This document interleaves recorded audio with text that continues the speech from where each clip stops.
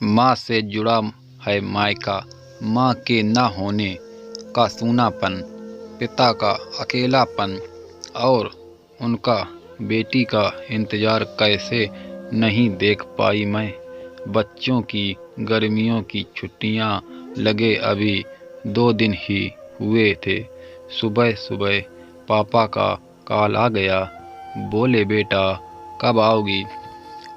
मैंने अनमने मन से बोल दिया, पापा कुछ पक्का नहीं है, कपिल टूर पर गए हैं, उनके आने के बाद देखती हूँ।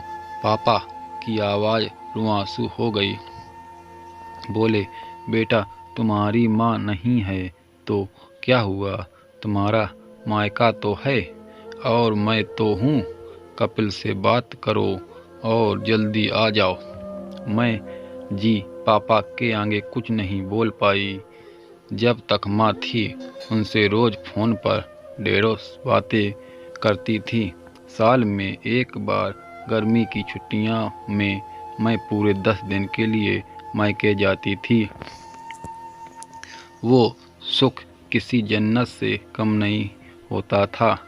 बच्चों से ज़्यादा मुझे गर्मी की छुट्टियों का इंतज़ार रहता था। पर जब से माँ गई, मेरा मायके जाने का मन ही नहीं करता।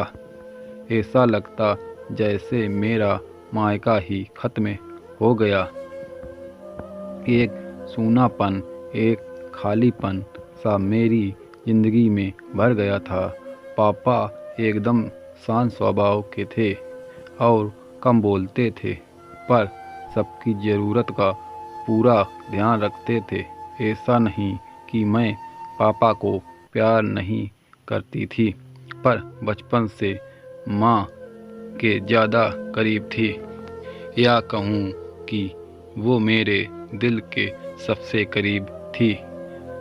अपने सारे सुख दुख एक सहेली की भांति मैं उनसे साझा करती थी। आज सुबह सुबह पापा का कॉल आया तो उन्हें मना नहीं कर पाई। पापा का दिल रखने के लिए कपिल से बोलकर अगले ही हफ्ते के लिए टिकट करवा लिया और पहुंच गई मायके। जैसे ही दरवाजे पर पहुंची, माँ की याद आ गई। ऐसा लगा जैसे वो अभी बाहर निकलकर मुझे गले लगा लेंगी। सोचा कि आंख भर आई, किंतु आज माँ की जगह पापा बाहें फैलाए मेरा इंतजार कर रहे थे।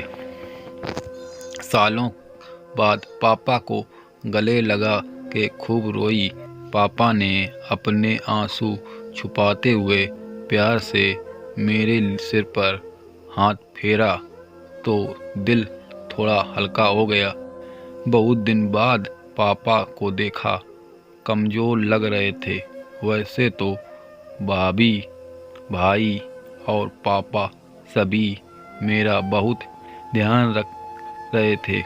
बच्चे तो अपने खेल और मस्ती में व्यस्त हो गए थे, पर न जाने क्यों मेरी नज़रें हर पल जैसे माँ को ही ढूंढती थी। आज भी पापा पहले की तरह रोज़ खाने के बाद मेरी पसंदीदा मटका कुल्फ़ी लाना नहीं भूलते थे। भाई भी बच्चों को कभी पार्क, कभी चिड़ियाघर तो कभी बाजार घुमाने ले जाता था। भाभी भी रोज़ मुझसे पूछकर मेरी पसंद का खाना बनाती। सब कुछ पहले की तरह ही था, बस माँ नहीं थी।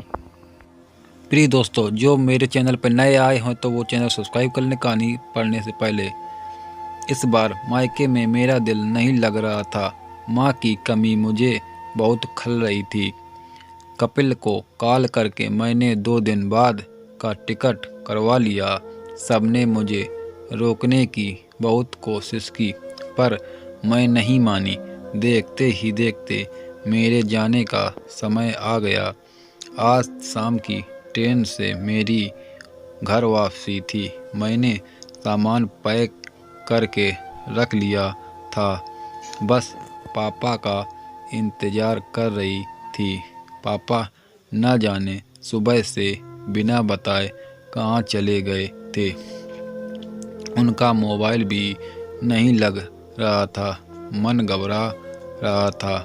बिना बताए आखिर गए तो कहाँ गए? इधर मेरी ट्रेन का समय भी होता जा रहा था। समझ नहीं आ रहा था कि क्या करूं। तभी पापा का कॉल आया। बोले, गुड़िया तुम लोग स्टेशन पहुंच जाओ। मैं सीधे वहीं पहुंच रहा हूं। हम लोग स्टेशन पहुंच गए। ट्रेन सही समय पर थी। पापा स्टेशन पर हमारा इंतज़ार कर रहे थे। उनके हाथ में एक बॉक्स था। उन्होंने मुझे देते हुए बोले, गले लगा लिया और बोले, इसे ही लेने गया था इसलिए देर हो गई, संभाल के रखो। मैंने आश्चर्यचकित होते हुए पूछा, इसमें क्या है पापा? की आंखें भर आई।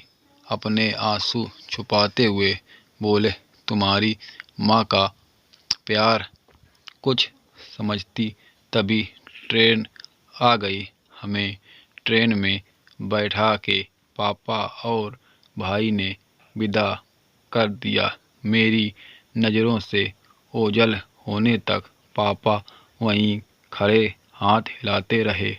मैं भी एक टक न जाने कब तक बाहर खिड़की से उन लोगों को निहारती रही।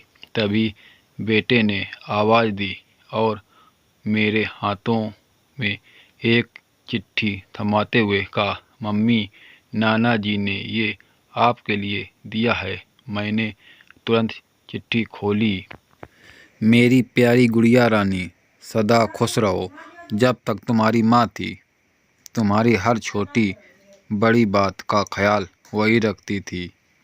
मैं जानता हूँ कि मैं तुम्हारी माँ की जगह तो नहीं ले सकता, पर उनकी कमी की पूर्ति करने की कोशिश तो कर ही सकता हूँ। आज तुम्हारी माँ होती तो हमेशा की तरह अपने हाथों से तुम्हारे लिए बड़ी पापड़ अचार बना के साथ भेजती। माँ के हाथ का तो नहीं, पर उनके स्वाद जैसा सब सामान एक दुकानदार से बनवाने की कोशिश की है। उम्मीद है तुम्हें पसंद आएगा। और हाँ बेटा, माँ नहीं है तो क्या हुआ, तुम्हारा मायका और हम तो हैं। पहले की तरह ही तुम्हारा इंतज़ार रहेगा। ढेर सारे प्यार और आशीर्वाद के साथ, तुम्हारे पापा। पत्र पढ़ते पढ़ते मेरी आँखों में अश्रुधारा बहने लगी। सहसा मेरे मुंह से निकला, आई लव यू पापा। बात छोटी सी थी, पर उसमें अथाह प्यार समाहित था। ये सिर्फ मैं ही महसूस कर सकती थी। मायके से घर आए 1 महीना बीत गया था। अब पापा से रोज़ एक बार कॉल करके मम्मी की तरह घंटों बातें करती थी। दोस्तों, अगर आपको ये वीडियो अच्छा लगा तो वीडियो को लाइक करें।